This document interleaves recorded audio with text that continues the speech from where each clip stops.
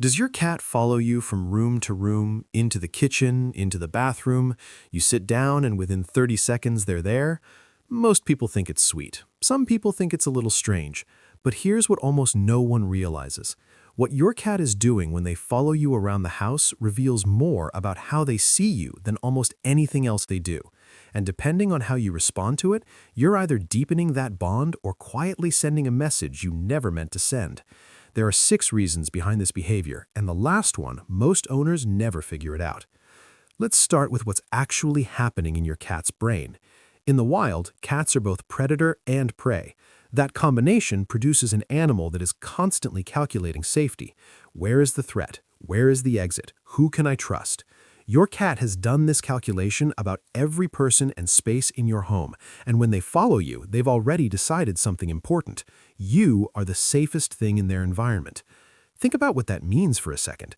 There are corners of your home that feel predictable to them. There are spots with familiar smells and sounds, but you, moving, unpredictable, inconsistent, are somehow safer than all of it, because with you, they know what to expect. Research into attachment behavior in domestic cats found that bonded cats display what behaviorists call secure base behavior, meaning they use their owner as a reference point when exploring new situations. Just like a toddler who wanders away from a parent at the park then circles back to check in, your cat follows you to recalibrate, to confirm that the world is still okay. You are their anchor, not the couch, not their bed, you. Here's something that surprises most cat owners. Following you isn't passive, it's an active job. Cats are territorial animals. They have mental maps of their space. Every doorway, every corner, every transition between rooms is a checkpoint. When your cat follows you through the house, they're not just trailing you, they're making rounds. Watch their behavior when you move. They don't always walk beside you. Sometimes they hang back at the doorway. Sometimes they dart ahead and wait. Sometimes they stop in the middle of the hallway, scan the room, then continue. That's not hesitation, that's a patrol, and you have been appointed the senior officer. By moving through the space, you're essentially triggering their instinct to secure it. Your presence says something is happening in this zone, and their instincts say, then someone needs to check it out. You move, they move. It's a system that's been running since before cats were domesticated, and your cat house is still running it every single day. Now, let's talk about something a little more practical. Your cat is smart, smarter than most people give them credit for.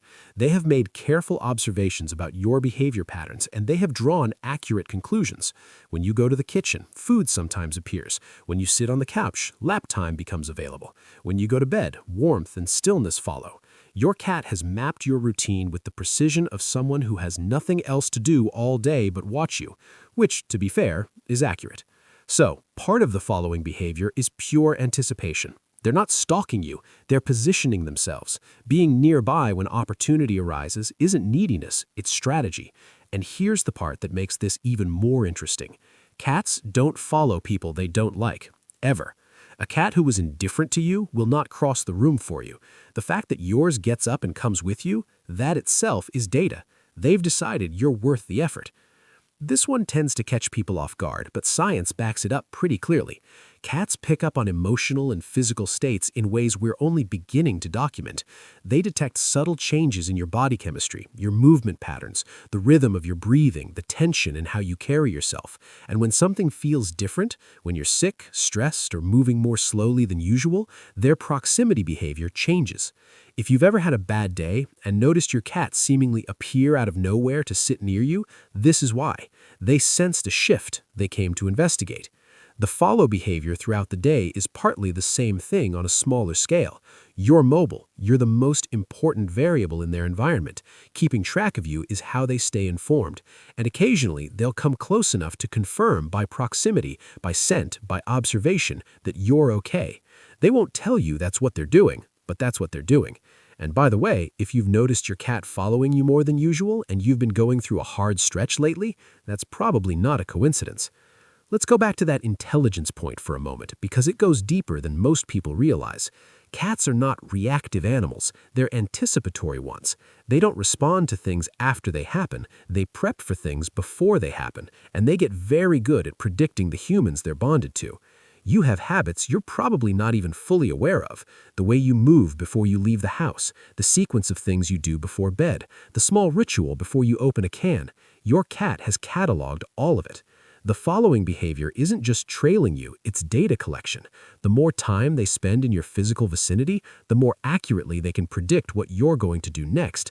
And for a cat, accurate prediction is the foundation of feeling safe.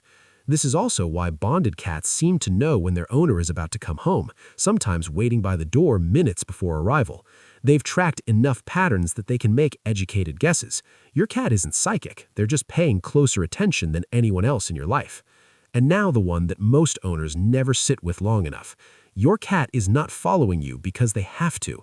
There's no leash, there's no command, there's no training that produced this behavior. Every single time your cat gets up and crosses a room to be near you, they made that choice completely on their own. That choice has a cost. Movement costs energy.